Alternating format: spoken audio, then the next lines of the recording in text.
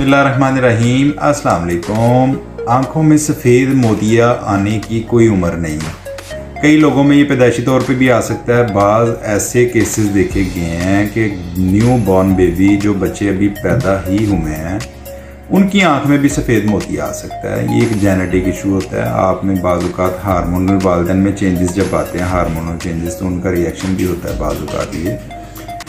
इसके अलावा आपकी आंख में कोई चोट लग सकती है, उस चोट की वजह से भी एक एक्सीडेंटल कैटरेक्ट जिसको हम कहते हैं कि ये मोतिया बन सकता है, जिसकी वजह से आपकी आंख में मोतिया, कोई भी एक्सीडेंट छोटा मोटा, बाज़ औक़ात बाल लग जाता है। कई ऐसे केसेस देखे गए हैं कि 10 साल पहले एक बाल लगा था आंख पे, तो 10 साल बाद उसमें सफ़ेद मोतिया आ गया।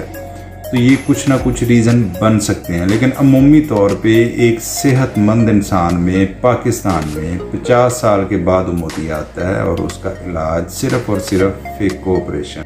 बहुत शुक्रिया, अपना ख्याल रखें। अस्सलाम वालेकुम।